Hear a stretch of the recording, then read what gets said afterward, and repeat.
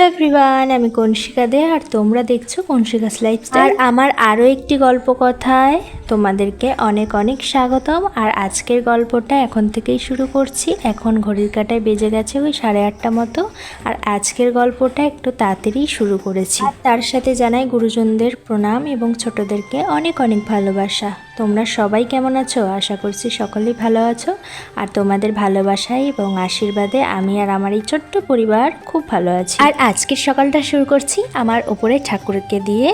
যাই হোক, বড়মার পাশে আমাদের নতুন অতিথি ঘরে এসেছে হনুমানজি, এবং গতকাল রাতে তোমাদের দাদাভাই এই ফটোটা বাঁধিয়ে এনেছিল।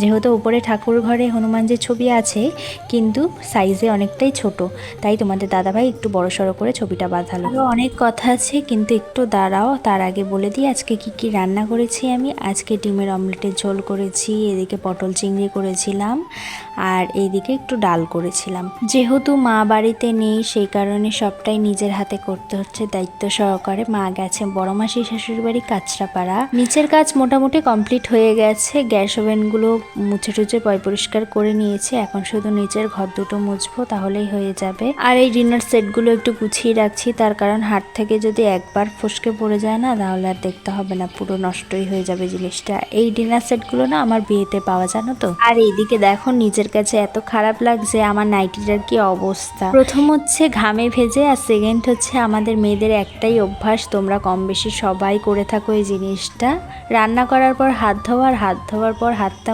মোছা কোথায় হয়? নাইটির মধ্যে। আমাদের চোখের সামনে কত কাপড়, তাও আমরা কাপড় ছেড়ে নাইটির মধ্যেই হাত মুছি। এটা কারা কারা করে থাকো অবশ্যই কমেন্টে জানিও তো। আমি তো খুবই করি। ওই এটাও একটা ছোটখাটো মেনিয়া বলতে পারো মেয়েদের। এদিকে তোমাদের সাথে কথা বলতে বলতে আমার রান্নাঘরটা মোছা হয়ে গেছে। এখন চলে এসেছি আমাদের বাড়ির পিছনের দিকটা।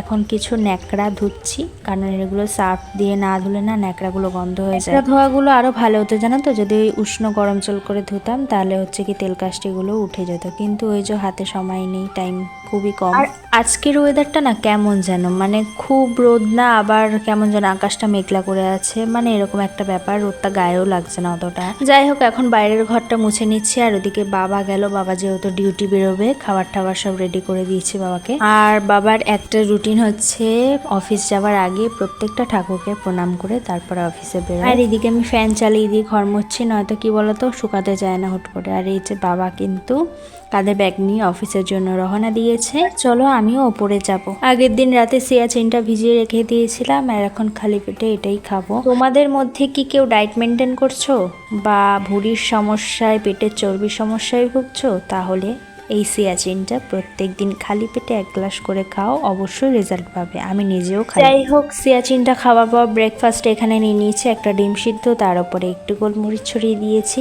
আর একটা বিস্কিট মানে বিস্কিটের প্যাকেট একটা, আর একটা কলা।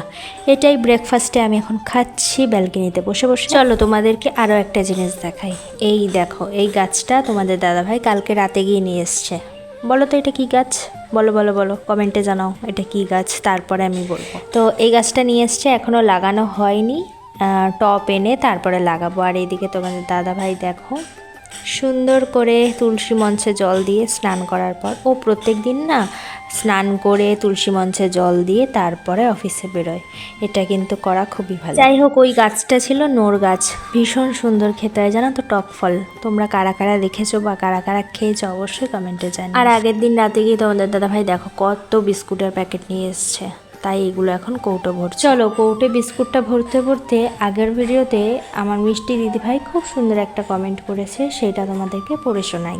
আবারও শম্পা কিচেন থেকে দিদিভাই লিখেছে, তুমি খুব ভালো দিদিভাই, ধন্যবাদ দিদিভাই, আসলে তুমিও একজন খুব ভালো মনের মানুষ দিদিভাই। আমার মিষ্টি দিদিভাই এত সুন্দর একটা কমেন্ট করার জন্য, এইভাবেই পাশে থেকো বোনটার, আর এত সুন্দর সুন্দর কমেন্ট অবশ্যই। দিদিভাই কিন্তু আরো একটা সুন্দর কমেন্ট করেছে, খুব সুন্দর হয়েছে ভিডিও, ধন্যবাদ দিদিভাই। দিদিভাইও কিন্তু খুব সুন্দর ভিডিও বানায়। দিদিভাইয়ের কিন্তু এই অ্যাকাউন্টটা ইউটিউব চ্যানেল, তোমরা চাইলে দিদিভাইকে ফলো করে দিদিভাইয়ের বন্ধু হয়ে যেতে পারো। দিদিভাইয়ের ভিডিওগুলো খুব সুন্দর হয়। এদিকে তোমাদের সাথে কথা বলতে বলতে আমার ওপরের ঘরের সমস্ত কাজ হয়ে গেছে। এখন স্নান করে তুলসী মঞ্চে জলটাও দিয়ে নিচ্ছি, আর চলে এসেছি ছাদে। এখন ঠাকুরের সমস্ত বাসন কোসন মাজার পর ঠাকুর পুজোটাও দিয়ে নেব, যেহেতু অনেকটা বেলা হয়ে গেছে, বেজে গেছে 1টা। আর বর্ষা তো প্রায় নেমেই গেছে। এখন ভিডিও কি করব, ছাদে ছিঁড়ি বৃষ্টিও হচ্ছে আর এইদিকে আমার ক্যামেরাটাও ভিজছে। যাই হোক, বাসন থালাগুলো ঝটপট করে মেজে নিচ্ছে ঠাকুরের। আর এই যা বৃষ্টি, একবার রোদ একবার বৃষ্টি, এই হচ্ছে খালি। আর এই বৃষ্টিতে ভেজা মানে জ্বর চলে আসবে, তাই তাড়াহুড়ো করছি খালি।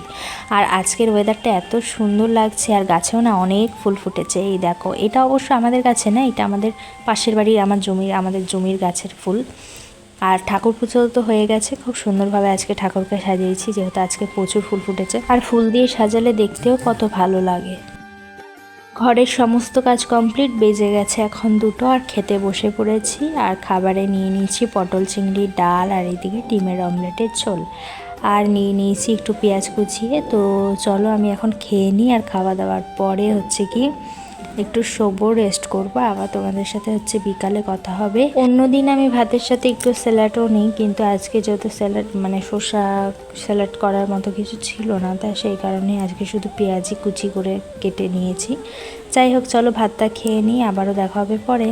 এখন ঘড়ির কাঁটায় বাজে ওই 5:30 মতো। আর সবাইকে জানাই শুভ বিকেল। তোমাদের দাদাভাই দেখো ফটোটা খুলে একটু জায়গায় রাখলো, কারণ ফটোটা আগের দিন নর্মালভাবে সেট করেছিল, ভালো করে সেট করে করেনি, তাই আজকে ফটোটাকে নামিয়ে সুন্দর করে পেরেক দিয়ে সেট করে নিচ্ছে। না তো কী বলো তো, একবার যদি ফটোটা পড়ে যায় না, বাই চান্স বেকায় দেয়, তাহলে হচ্ছে কি ঠাকুর তো নষ্ট হবে, তার সাথে টাকাটাও জ্বালাঞ্জলি যাবে। সেই কারণে তোমাদের দাদাভাই পুরো ভালো করে ফিটিংস করে দিচ্ছে।